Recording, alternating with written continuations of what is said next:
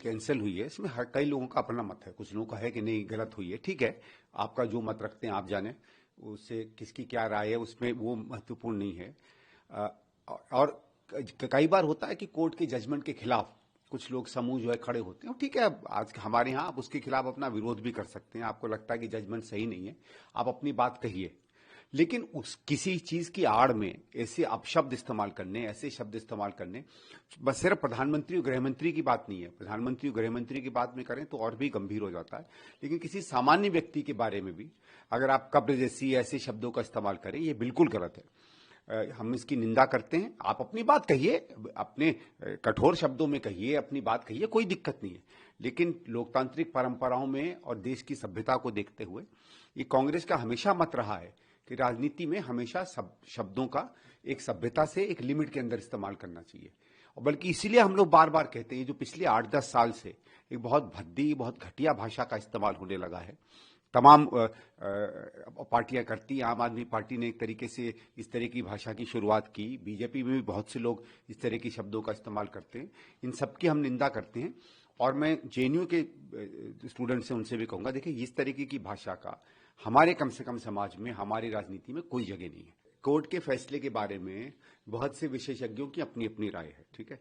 बात ये नहीं है कि वो दोषी हैं नहीं दोषी हैं, वो तो कोर्ट तय करेगा। और कोर्ट ने खुद कहा ट्रायल कोर्ट को कि आप जल्दी से करिए।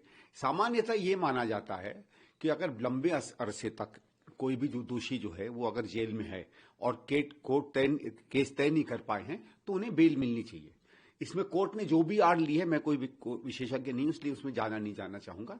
मेरा तो हमेशा ये मत रहता है कि बेल जो है ज्यादातर लोगों को मिलनी चाहिए। अब कोई विशेष सर्कमस्टांस है क्या है, इसकी मैं मुझे बहुत ज्यादा गहरे में जानकारी नहीं। जेएनयू में पहले भी जेएनयू के नाम पर जो है गोदी मीडिया ने बहुत सारी वीडियोस चलाई थी, जो बाद में फॉरेंसिक डिपार्टमेंट और बाद में जांच के बाद वो गलत पाई गई कि ऐसे नारे वहां नहीं लगे। तो ये जेएनयू जैसे संस्था को बदनाम करने की, उसको ने की लगातार मोदी सरकार की ये कोशिश रही है, लेकिन उससे उनको कोई फर्क नहीं पड़ता।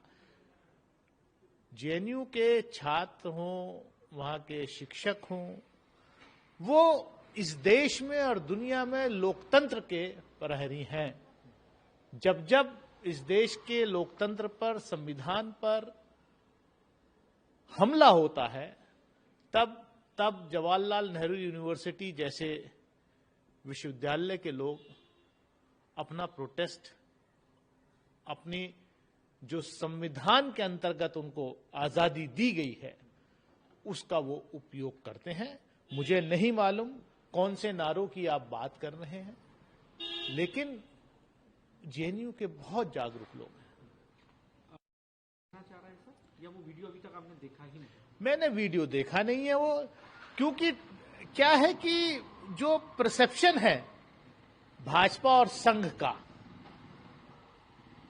जो पिछली बार जब कन्हैया कुमार वहां स्टूडेंट्स यूनियन के प्रेसिडेंट थे, उस वक्त भी कन्हैया और उमर खालिद और इन सब लोगों के उसमें जब प्रोटेस्ट हो रहा था सीए का, तब भी फेक नैरेटिव चलाया गया कि ये नारे, ऐसे नारे लगे हैं, जबकि बाद में जांच में पाया गया कि वो फेक वीडियो था, ऐसा कुछ था ही नहीं।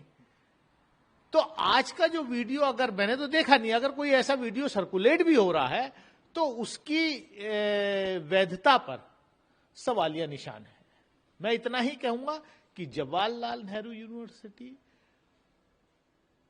जो है वो एक हिंदुस्तान का एक नेशनल इंपॉर्टेंस का इंस्टीट्यूशन है, और ऐसे इंस्टीट्यूशंस को सरकारी माध्यम से बदनाम करने से बचना चाहिए।